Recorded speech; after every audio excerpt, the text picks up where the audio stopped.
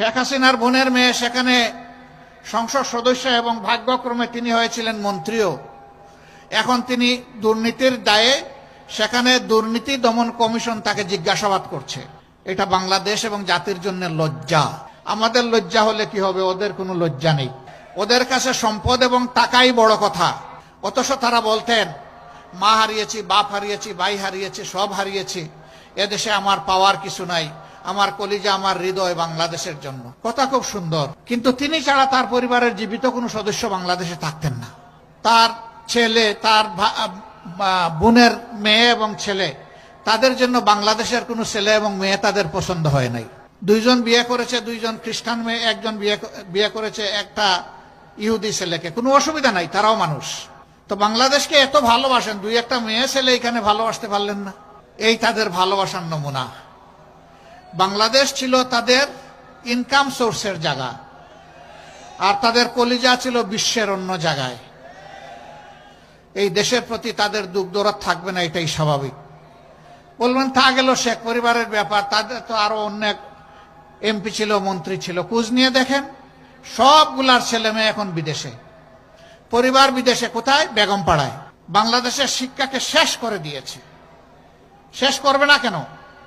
তাদের কোনো সন্তান তো এই দেশে লেখাপড়া করে না।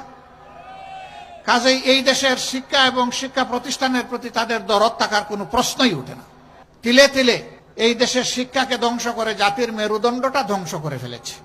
এরপরে কষ্ট করে গরিবের সন্তানেরা এই দেশে থাকে, যেটুকু পারে নিজের মেধা দিয়ে সংগ্রাম করে একটু ভালো রেজাল্ট করে, কিন্তু রেজাল্ট করার পরে তার কাঙ্ক্ষিত আর কোনো চাকরি জুটে না, ছেলেরও জুটে না, মেয়েরও জুটে না।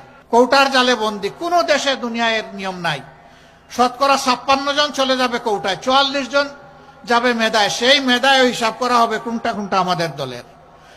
আওয়ামী লীগ যেটা করবে না, নিঃশর্ত আনুগত্য স্বীকার করবে না, তাদের কোনো চাকরির জায়গা বাংলাদেশে নাই।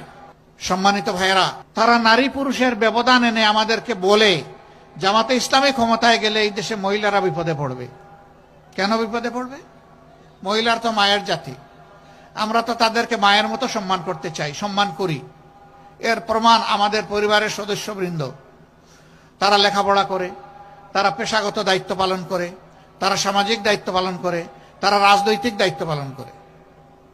আমি একটা ক্ষুদ্র মানুষ, আমিও তার প্রমাণ।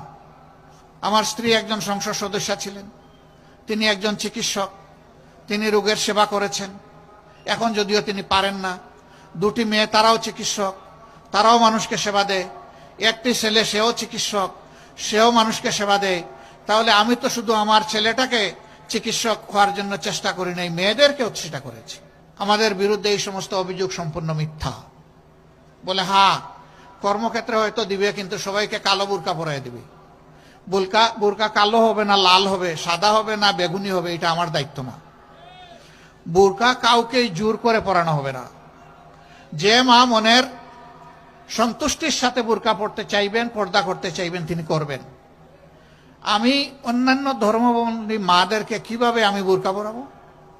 ইসলামকে আমাকে এই দায়িত্ব দিয়েছে না অধিকার দিয়েছে? কোনোটাই নাই।